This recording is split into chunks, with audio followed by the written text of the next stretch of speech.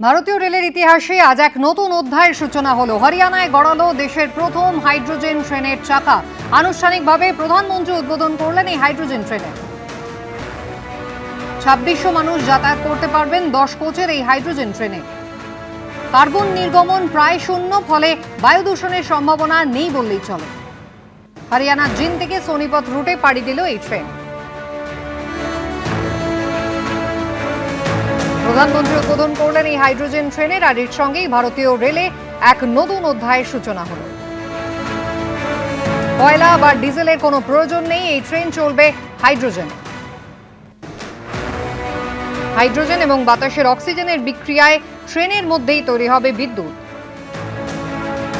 যার ফলে জ্বালানি সরবরাহের টান যেমন পড়বে না, তার পাশাপাশি কার্বন নির্গমনও কিন্তু অনেক কম হবে। তাই তুলনামূলকভাবে বায়ু দূষণের সম্ভাবনা কম। জিন্দ স্টেশন থেকে রওনা দিল সোনিপত রুটে।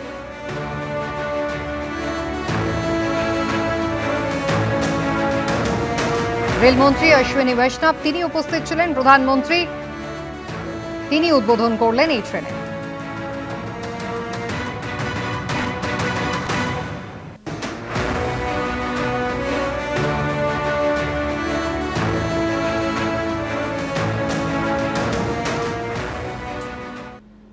এবার যে খবরের দিকে নজর রাখবো, বাংলাদেশ যখন ভারতের বিরুদ্ধে বিদ্বেষের বিষ উগড়ে দিচ্ছে, তখন সেখানে বিপুল টাকা ঢেলেছেন মালদার প্রভাবশালী তৃণমূল নেতা।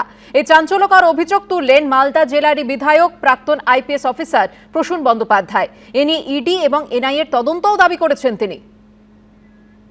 বাংলাদেশে কি শুধু টাকা পাচার হয়েছে, না বাংলাদেশের ন্যাশনাল সিকিউরিটির পক্ষে বিপজ্জনক তথ্য পাচার হয়েছে in the interest of business? এবার বাংলাদেশের টাকা এবং গুরুত্বপূর্ণ তথ্য পাচারের মতো গুরুতর অভিযোগ উঠল মালদার এক প্রভাবশালী তৃণমূল নেতার বিরুদ্ধে। আর সেই অভিযোগ তুললেন মালদা জেলারই বিধায়ক, ঋতব্রত তৃণমূলে নাম লেখানো প্রাক্তন আইপিএস অফিসার প্রসূন বন্দ্যোপাধ্যায়। বাংলাদেশে হেলথ সেক্টরে একটা বিপুল ইনভেস্টমেন্ট হয়েছে মালদার টাকা। আমাদের বলা হয়েছিল তারা হায়দ্রাবাদে চিকিৎসা করতে, ভালো জায়গা থেকে শুনলাম they went to Bangladesh. Ritabrata Trinamool শিবিরের বিধায়ক প্রসূন বন্দ্যোপাধ্যায়ের অভিযোগ, বাংলাদেশ যখন ভারতের বিরুদ্ধে বিদ্বেষের বিষ উগড়ে দিচ্ছে, সেই সময়ও বাংলাদেশে টাকা পাচার করেছেন মালদার ওই প্রভাবশালী তৃণমূল নেতা। ২৪-এর ৫ই অগস্টের পরে যেটা হলো সেটা ভয়ঙ্কর। তাহলে কিসের বিনিময়ে আন্ডারস্ট্যান্ডিংটা হলো? অনলি থ্রু মানি, বা আরো কিছু কম্প্রোমাইজ হয়েছিল? আমি চাইছি এটা ন্যাশনাল সিকিউরিটির ক্ষেত্রে তদন্ত জয়েন্টলি ইডি এবং এনআইএ করুক। সম্প্রতি তৃণমূলের তহবিল নিয়ে তদন্তে নেমে কেয়ারওয়েল অ্যাভিয়েশন ইন্ডিয়া প্রাইভেট লিমিটেড নামে একটি সংস্থার মালিকানাধীন 5টি জায়গায় ইডি তল্লাশি চালায়। এরপর কেন্দ্রীয় এজেন্সির তরফে জানানো হয় 2023 সালের এপ্রিল মাস থেকে 2026 সালের জুন মাসের মধ্যে তৃণমূলের ব্যাংক অ্যাকাউন্ট থেকে কেয়ারওয়েল অ্যাভিয়েশন ইন্ডিয়া প্রাইভেট লিমিটেড এবং তার সহযোগী একটি সংস্থার অ্যাকাউন্টে প্রায় 160 কোটি টাকা যায়। এমব্রেয়ার লিগাসি 600 বিমান এবং অগাস্টা 109 এসপি চপার কেনার জন্য কেয়ারওয়েল অ্যাভিয়েশন ইন্ডিয়া প্রাইভেট লিমিটেডের থেকে তাদের নতুন সংস্থায় পৌঁছেছিল 112 কোটি টাকা। তদন্তকারীরা এও জানতে পেরেছেন 2023-এ সেই অগাস্টা চপার কেনার জন্য কেম্যান আইল্যান্ড স্থিত একটি কোম্পানি থেকে প্রায় 16 কোটি টাকার ঋণের ব্যবস্থা করা হয়েছিল। একটা আনসিকিউরড লোন অ্যামাউন্ট হচ্ছে 1.7 মিলিয়ন, সেটা একটা সেল কোম্পানি থ্রু দিয়ে, সেল মানে নন এন্টিটি কোম্পানি, কেম্যান আইল্যান্ড বলে একটি ট্যাক্স হেভেন আছে ক্যারিবিয়ানসে, সেখান থেকে এই ফান্ডটা চ্যানেলাইজড হলো। এই লুপের মধ্যে আর কে আছে? লোকটার কথার উত্তর দেওয়ার প্রয়োজন মনে করছি না আমি। ওর সেই স্ট্যান্ডার্ড নেই, রাজনীতি তো আমাদের কাছে স্ট্যান্ডার্ড নেই। ওর যেখানে চাকরি করেছে, কিন্তু ওর স্ট্যান্ডার্ড রাজনীতিতে নেই।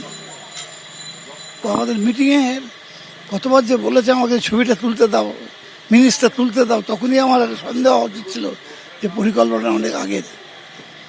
বারবার বলছি তোমাদের মিনিস্টার আমাকে ছবি তুলতে দাও। আজকে বুঝতে পারছি যে কেন ওরা করে আমাকে চাপ দিচ্ছিল, আমি দিইনি। এসব বিষয়ও কি তদন্ত করে দেখবে কেন্দ্রীয় এজেন্সি? সোমক লাহিড়ী ও আশাবুল হোসেনের রিপোর্ট, এবিপি আনন্দ। জাল নথি চক্রের তদন্তে দেশের 13টি জায়গায় তল্লাশি চালালো ইডি ও উত্তরপ্রদেশের এটিএস। এ রাজ্যের কলকাতা, উত্তর 24 পরগনার হাসনাবাদ, হাড়োয়া, বাগদা ও মুর্শিদাবাদের ডোমকলে চলে অভিযান। জঙ্গি কার্যকলাপে মদত ও জাল নথি চক্রের তদন্তে এবার রাজ্যে একযোগে অভিযান চালালো ইডি ও উত্তরপ্রদেশের এটিএস। কলকাতা, 2 চব্বিশ পরগনা, মুর্শিদাবাদ, উত্তরপ্রদেশের সাহারানপুর সহ দেশের 13 জায়গায় চলে তল্লাশি। সূত্রের খবর, রোহিঙ্গা ও বাংলাদেশি অনুপ্রবেশকারীদের ভারতে ঢুকিয়ে টাকার বিনিময়ে জাল নথি তৈরি করে দেওয়ার একটি চক্র সক্রিয় হয়ে উঠেছিল। মোটা টাকার বিনিময়ে অনুপ্রবেশকারীদের আধার কার্ড, প্যান কার্ড, ভোটার কার্ডের মতো নথি তৈরি করে দিত এই চক্র। এই ভুয়ো নথি নিয়ে দেশজুড়ে ছড়িয়ে পড়ত অনুপ্রবেশকারীরা। জাল নথি তৈরির এই চক্রের হদিশ পেতে তদন্তে নামে উত্তরপ্রদেশের এটিএস। কোটি কোটি টাকার আর্থিক লেনদেনের অভিযোগ সামনে আসতে আলাদা করে তদন্তে নামে এনফোর্সমেন্ট ডিরেক্টরেটও। সূত্রের খবর, এনজিও, মাদ্রাসার নাম করে বিদেশ থেকে কোটি কোটি টাকা আনা হতো। এই ঘটনার তদন্তে বৃহস্পতিবার উত্তর চব্বিশ পরগনার হাসনাবাদে তৃণমূল নেতার বাড়িতে পৌঁছে যায় উত্তরপ্রদেশের এটিএস। প্রভাবশালী ব্যবসায়ী আব্দুল্লাহ গাজী ও তাঁর ছেলে রামেশ্বরপুর এলাকায় মাদ্রাসা ও ইতিমখানা তৈরির নাম করে বিদেশ থেকে প্রচুর টাকা এনেছিলেন বলে অভিযোগ। 2 বছর আগে এটিএস এর হাতে গ্রেপ্তারও হয়েছিলেন তৃণমূল নেতা আব্দুল্লাহ গাজী। একই ঘটনার তদন্তে বাগদার গাঙ্গুলিয়া এলাকায় বিক্রম রায়ের বাড়িতে অভিযান চালায় ইডি। সূত্রের খবর, বিক্রম রায়কেও 2024 সালে গ্রেপ্তার করেছিল লখনৌ ক্রাইম ব্রাঞ্চ। বর্তমানে তিনি জামিনে মুক্ত।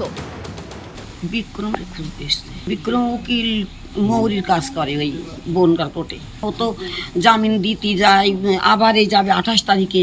কি কিসের জামিন নেবে? ওই হচ্ছে লগ্নে ছিল, তাই সেই জামিন। বৃহস্পতিবার হারোয়ার আল জামিয়াতুল ইসলামিয়া দারুল উলুমে তল্লাশি চলাকালীন নগদ 40 লক্ষ টাকা বাজেয়াপ্ত হয়েছে। সেই সঙ্গে বাজেয়াপ্ত হয়েছে 180 গ্রাম সোনার কয়েন। তদন্তকারীরা জানিয়েছেন, দায়িত্বপ্রাপ্ত আধিকারিকের থেকে এ ব্যাপারে কোনো সন্তোষজনক ব্যাখ্যা মেলেনি। হারোয়ায় একাধিক খারিজি মাদ্রাসায় তল্লাশি চালানো হয়। তাহারিয়া নামে একটি বেসরকারি হাসপাতালেও চলে তল্লাশি। অন্যদিকে বসিরহাটেও একাধিক বেসরকারি মাদ্রাসা এবং হাসপাতালে অভিযান চালায় এটিএস ও ইডি। আবির দত্ত ও সমীরণ পালের রিপোর্ট, এবিপি আনন্দ। এবিপি আনন্দ, এগিয়ে থাকে, এগিয়ে রাখে।